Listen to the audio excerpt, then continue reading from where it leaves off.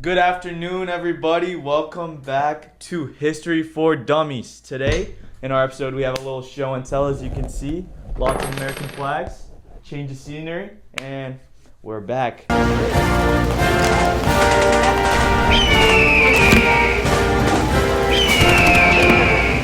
So, today's review, we have the movie Lincoln. Many of you might know, many of you might not. So, we're going to be breaking it down, discussing what's going on in this movie, telling you guys a little bit about it. So, first off, Caroline, can you take it away with the cast, please? The cast features Daniel Day-Lewis as Abraham Lincoln, Sally Field as Mary Todd Lincoln, Tommy Lee Jones as Thaddeus Stevens, Joseph Gordon-Levitt as Robert Lincoln, and David Strathern as William Seward. Like Seward's Icebox? Don't know that one. Okay. So the film Lincoln centers around the political struggle during 1865, which is at the end of the Civil War, as President Abraham Lincoln is fighting to pass the 13th Amendment, which would abolish slavery in the United States in total. And the 13th Amendment is really what this movie is really mostly about. It's kind of really centered around that, which is what we'll explain to you, very soon. Yeah. The film is talking about the urgency to end slavery before the Civil War finishes, the negotiations and the bribery that is going on in the House of Representatives, and some personal struggles with Lincoln's family and his marriage and his son who wants to join the military. And it finishes, unfortunately, with Lincoln's assassination. His assassination. Yeah, it was pretty bad. I'm not gonna lie. It's a very terrible time in history. But this film has been widely praised for its historical accuracy. Abraham Lincoln, I never met Abraham Lincoln, but I read some reviews that said that his impression was spot on. So pretty cool guy. Yeah, I'm not gonna lie. I've met him a few times. Really? Yeah, I've been DC. Really? Yeah, I saw him in the big chair. He didn't really talk to me much, but he seemed pretty nice. Well, guess what? He won Best Actor. Wow. Academy Award. And they won Best Production Design, which I can tell because the attention to detail was immaculate. Amazing. However, sorry to interrupt, Caroline. However, when my mother came in and saw us watching it, she looked up on ChatGPT and it said that there was an outlet in one of the scenes, and I guess there weren't outlets during that time. So if anybody catch that, let me know in the comments down below. And before we start, I just wanted to present to you guys a $5 bill with our one and only Abraham Lincoln. That's the guy. And just some more historical Actually, we'll get into historical context later and show you why we have presented all the things in front of us today. But first of all, let's get into it. Best scenes. What do you guys think? What were some of the best scenes in this film? All right, so one of my favorite scenes I would say is probably when they're debating about the son. You know how he's going to war, and they're really having that debate. The war will take our son. A sniper, a shrapnel shell, a typhus. Same as took Willie, it takes hundreds of boys a day. He'll die uselessly, and how will I ever forgive you? Yeah. What do you guys think about that? So, what do you think was really going on in that scene? There was an argument between Abraham Lincoln and his wife, Mary. That's her name, right? Yep, Mary. Yep, Mary. They were arguing because their oldest son, Robert, also known as Bob, he wanted to go to war. And Caroline? Well, the mom, unfortunately, was still grieving.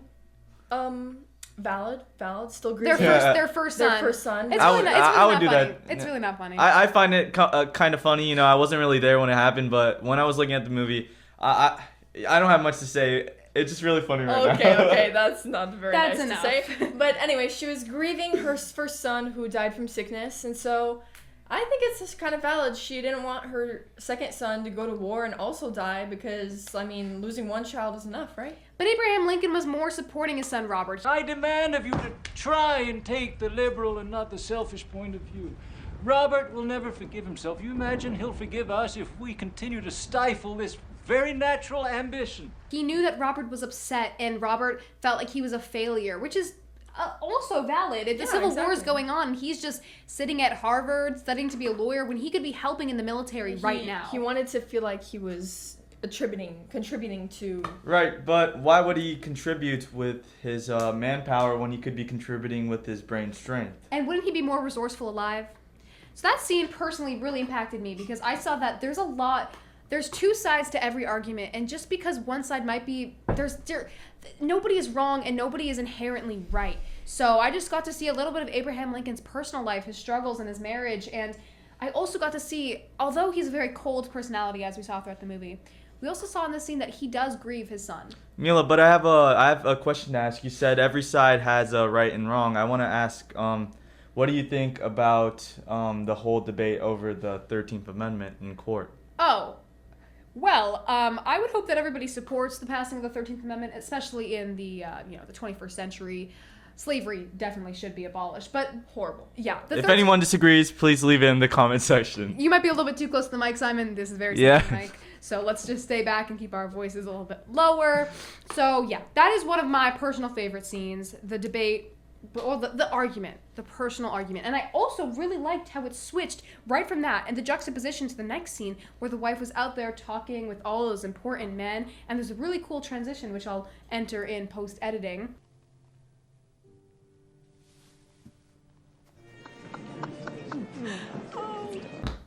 That was a really, really cool moment. Yes, it transitioned from her crying with her husband to her smiling at people, having a good time, laughing, all that. It's very It shows they have to put on a face. They were also talking about that in their argument. They need to put on a face. They are the president and the president's wife of the country. There's a civil war going on. They can't show weakness. They can't crack. They have to keep up appearances. Not now.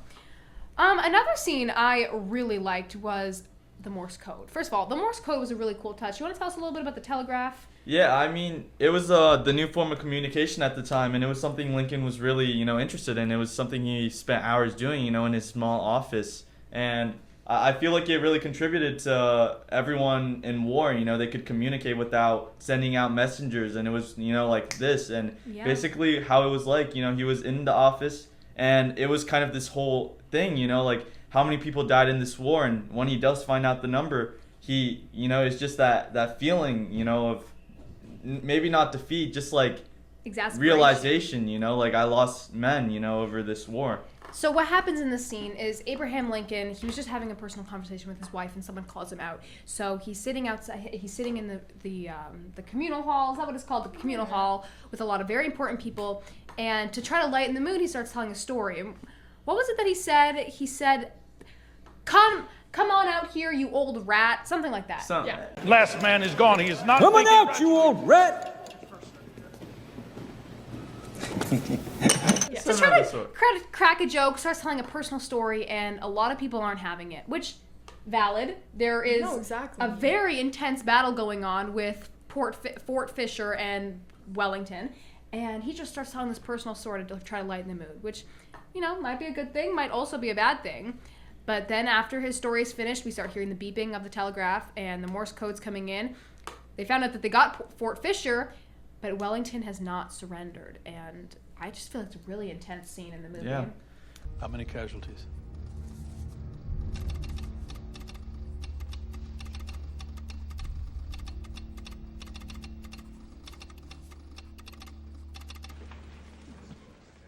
And Mila kind of forgot, or not forgot, but she didn't mention the fact that Lincoln kind of had a character. He always mentioned these stories that related to him to kind of analogize, the idea that he's talking about. And it got to this point in the Morse code that one of the people that were there, they were very, let's say pissed at him for, saying stories when they have real things to get to, which I think was really funny. He got called out over there. Yeah, got a little bit called out. But I mean, I think what he wanted to do worked, because you could tell, while he was telling his story, people were laughing again. All the tension was, getting way out of their bodies. And I mean, obviously there was that one guy who got mad at him, but most of the people were, really engaged in his story, and it definitely took their minds off of the stressful atmosphere, And that might be what made him such a good president. He was able to take those moments where everybody's really on edge and tell a personal anecdote. Which, although it might have annoyed me, if I was there, I would have been pretty mad at Lincoln. Lincoln, your people are dying at Wellington. They have not surrendered. However, he was able to switch between that, that seriousness with also a lighthearted mood, which I thought was really incredible. I enjoyed that scene, the suspense.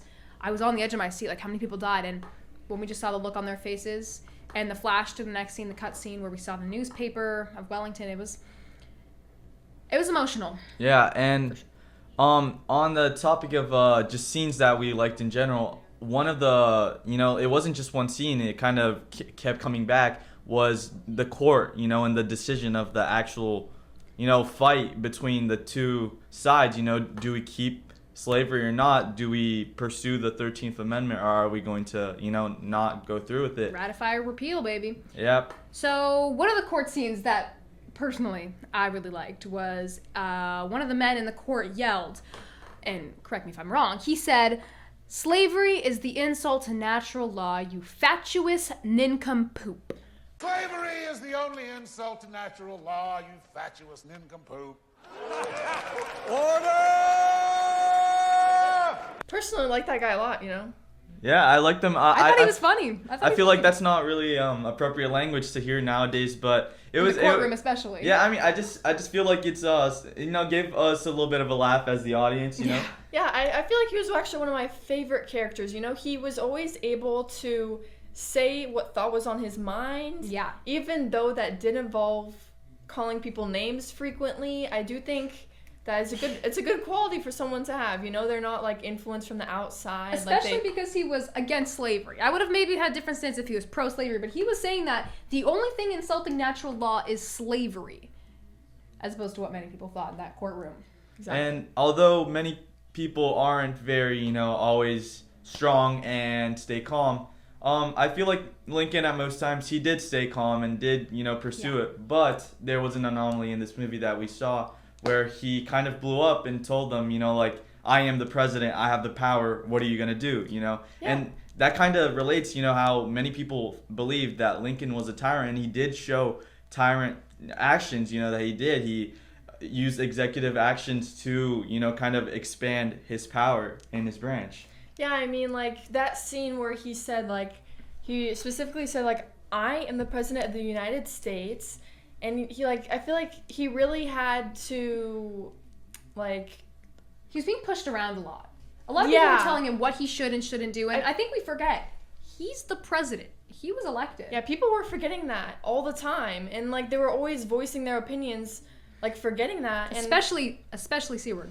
And especially Seward. They always forgot, what his goal was to end slavery. And... Well, not the whole time. Yes. Which we will get a little bit more into it once we continue on. They kept trying to push back the vote for the 13th Amendment, and he was like, no, it needs to happen right now. Right now. You need to stop debating me. I am the president. You need to listen to me, and we need to go through with this. We can't suspend it any further. And I really enjoyed how that showed, again, some juxtaposition in his character. He wasn't just a pushover. He wasn't going to let people, as nice as he was, as calm and collected and cold as he was, he did have those moments where he just snapped, Oh, sorry. Whoa. Well, you know what just fell here? Now that we're on the topic of things falling. This is a real Confederate $20 bill from the South when What they year is this disunion. from? Does it say? I'm not very familiar with these bills. I've never used these bills either. Yeah, I would hope you didn't. Yeah, I definitely was not living in the South in these times. Wow, guys. 1864. 1864. Which, Wow, so right before this movie was occurring. that's how you really- know it's legit. That's really interesting. Another court scene that we haven't really talked about was my personal favorite. Don't worry too much about the setup. It's okay. My personal favorite court scene in the entire movie was the end, when they were deciding, oh, watch out for the mic, when they were deciding what was going to happen with the 13th Amendment. And it was intense, right? They were going one by one, person by person, saying, do you ratify the 13th Amendment? I say aye. And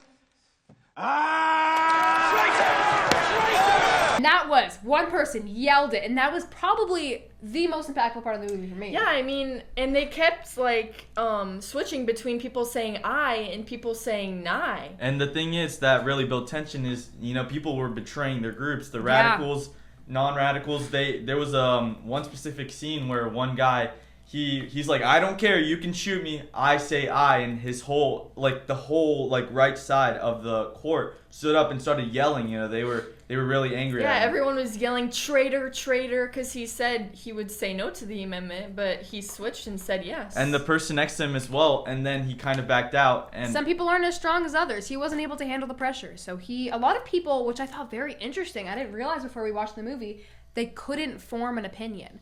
They decided to not vote. They couldn't say no. They couldn't say yes. And I think that is honestly the worst thing you could do in this situation. Because imagine if the 13th Amendment wasn't passed and it was their fault. They couldn't form an opinion. They couldn't say yes. They couldn't say no. They couldn't support either side.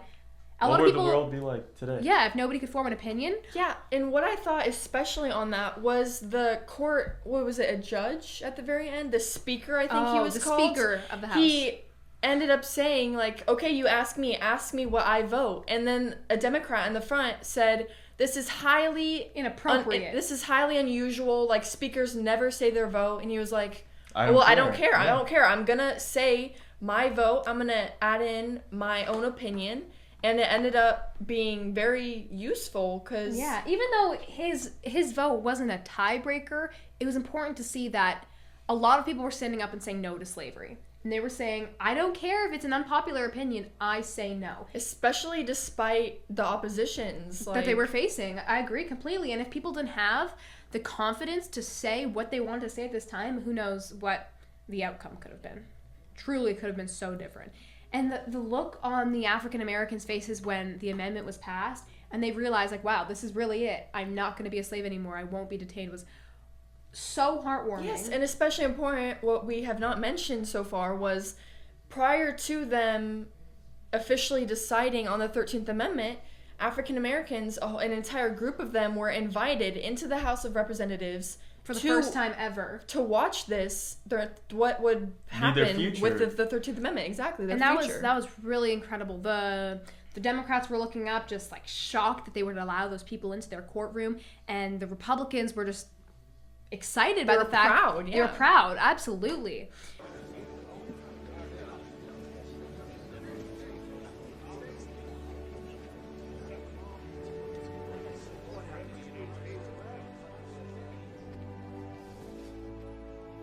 Another really interesting quote that Abraham Lincoln said throughout the movie, which relates a lot back to what we learned in AP US history, was, well, the South ain't a nation, so I can't negotiate with them. The South ain't a nation. That's why I can't negotiate with them. What do you guys think that he meant by that? I mean, so Lincoln didn't really view the South, the Confederates, as a separate nation. He really thought, he saw them more as rebels. As rebels, which is exactly what he said in the movie. And what his number one priority was in, this war against its own, country. They're fighting inside, which is why it's a civil war, is, he wants to unite the Union back together. They're still a Union, but they're separated. He wants to unite them once again. That was his immediate goal, right? Yeah. Yes. Yeah, but that is not, don't read the book by its cover, because what we see later on... Don't read the book by its cover. Good one. Yeah, thank you. I'm a literature major as well. But what came up to be a struggle later is that, it's not only about bringing the Union back together, and it's more about, slavery too, which is what we see in this movie as well. Yes, he changed his focus from just, uniting the Union again to actually abolishing what started the Civil War in the first place, was deciding what would happen to slavery. He eventually decided that his ultimate goal would be to abolish slavery. And that was kind of furthered by the Emancipation Proclamation, which they slightly reference in the film. 2 years ago, I proclaimed these people emancipated. Then, thenceforward and forever free. The Emancipation Proclamation was basically what Caroline said, what turned the war from reuniting the Union to a war against slavery. Because the Emancipation Proclamation, what did it say? It said that... Well, basically the Emancipation Proclamation, I kind of butchered that name. But basically what it did is Lincoln kind of, as he saw that the Union was still, everyone, even the South, were still, part of the United States. He said that slavery, is not to be done anymore. Slavery is not allowed. Yeah, and what... Did it work, though? What really happened is that the Southerner slaves, that were still entrapped in slavery, they really didn't apply to that, because in the South, they viewed it as their own constitution. That doesn't apply to them. But the Southern slaves got, they started hearing that, wow, we're not slaves anymore, and they started running north. And since they were divided at the time, the previous, fugitive slave laws were, kind of restricted, since they didn't apply as the South saw it. So that really allowed the black men and no women at the time in the military, but just the black men to be able to join the fight for their freedom, which was a major step because they had the motivation to fight. You know, their lives and their future generations are at stake if they win. You know? So even though the Emancipation Proclamation didn't technically free any slaves, it brought a lot of slaves the confidence they needed to revolt against their slave masters, join the Republican Army, and join the North in the fight, which we also saw at the beginning of the film, did we not? There were several African American soldiers who were fighting with Lincoln, and they were talking to Lincoln, which is something that we probably wouldn't have seen before the Emancipation Proclamation. What's your name, soldier? Private Harold Green, sir. I'm Corporal Ira Clark, sir. 5th Massachusetts Cavalry. How long have you been a soldier? 2 years, sir. I think Abraham Lincoln was very strategic with the Emancipation Proclamation because even though he probably knew that why would the South follow it, he realized that he could get the support from African Americans, which was one of the things that he needed to win the war, because they were, as we learned in APUS, exceptional soldiers, and they fought for what they believed in. And who else would be as passionate in the war as the people who are the target of such, slavery? You know? Absolutely. And what really, the focus of this is more on African American rights as well, but this kind of opened a pathway to women's rights in the future, which we don't really see in the movie, but is something that it really relates. You know, if you look at Frederick Douglass, he was not only an abolitionist, he was, a previous enslaved man, and he wrote many texts and speeches, but basically it's not only about the African Americans. What we can see later in history is the fight for women's rights as well. Yeah, of course, and speaking of women's rights, I don't know if you guys noticed this, but in the movie when they were discussing why they should be for and against the 13th Amendment, a Democrat, obviously against the 13th Amendment, loudly proclaimed in the room, oh, if we're gonna give suffrage to African Americans, what are women next to? It was such a... It was crazy to see how, and the way they acted towards women kind of is, kind of crazy to look at in these modern days where we grew up in, where women are, given the same rights, same as African Americans. You can't really envision that, how people were so had such hatred towards these groups, Absolutely. And the reaction in the courts were horrifying. They were like, no! And that was one of the reasons why immediately a lot of people were against the 13th Amendment, because if African Americans gets the right to vote, what's next? Women. Absolutely.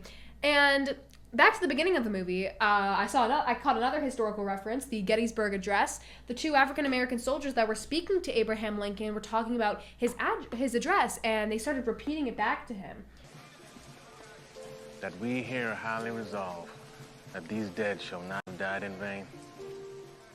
That this nation under God shall have a new birth of freedom. And that government of the people, by the people, for the people. Which I thought was really incredible, because that speech that Lincoln gave clearly had such a big impact on specifically African Americans. And not only was it so impactful, it was really short, to be honest. It was not a long speech at all. No. And they were there, restated it, and they had tears in their eyes. They saw the man who gave them the opportunity to live a new life.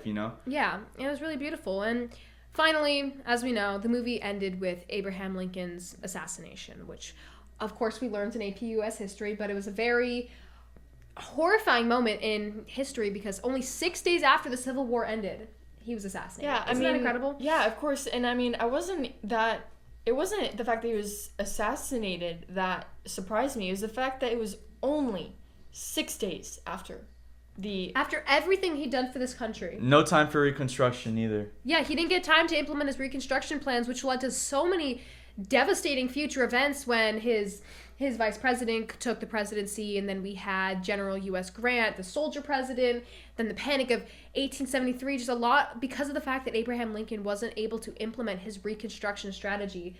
President Johnson and President Grant kind of ran things into the ground for a little bit in the years after his assassination, which was really upsetting. All right, guys, so now on to the fun part. If you're watching, if you're on Spotify, only listening to the audio, you might miss out on this part of the podcast. But we highly recommend you watch the video. Yes, I just want to first of all point out this flag we have in the background over here. 13 colonies over here. You might not be able to see it. This was also in the movie. Right at the beginning, when we saw a lot of people fighting, we saw the Northerners holding up this flag. It's not the Confederate flag. It's the Northern flag. Okay. So, first off, we have some things to show our patriotism. Some flags. Of course. I was gonna wear these for the podcast, but I think they're, for 7-year-olds, so it didn't really work out in my favor this time. We have a true Civil War cannonball, which was used in battle. This thing is crazy heavy, you guys. If I drop this on the laptop right now, we'll have some detrimental. And a bullet from the Civil War just fell on the ground. Of course, and we have 2 mallets and gavels over here. Since we're talking about this, I want you to know Mila thought this was explosive, and it blew up. I didn't realize that cannonballs did not explode. Yep. Sue me. We also have a license plate from Illinois, land of Lincoln. If you didn't know, people in Illinois will have Abraham Lincoln on their license plates, which I thought was really beautiful. And we have a real non-active grenade from the Civil War. It's actually a bottle of We don't really perfume know. or some sort of liquid. We have a Christmas tree ornament with a flag on it, of course. We have freedom, which is what we got in 1776 in America. There's a lot of artifacts over here to make, a bullet bell, of course, just to make our space, our podcast area a lot Better more, for you guys. Yeah, a lot more patriotic. of course, America. America! America. So thank you all for joining us so much today on History for Dummies. We really hope you guys enjoyed, and hopefully next time we make a podcast about a historical film, you guys will tune in, especially to the video version, because we are super interesting to watch. Hopefully. Thank you very much. We hope you have a wonderful day. Any final words from our hosts? From Bazinga. Caroline Spitz. Mila Freiheit. Simon Hissa. Long live America. Thank you very much, everybody.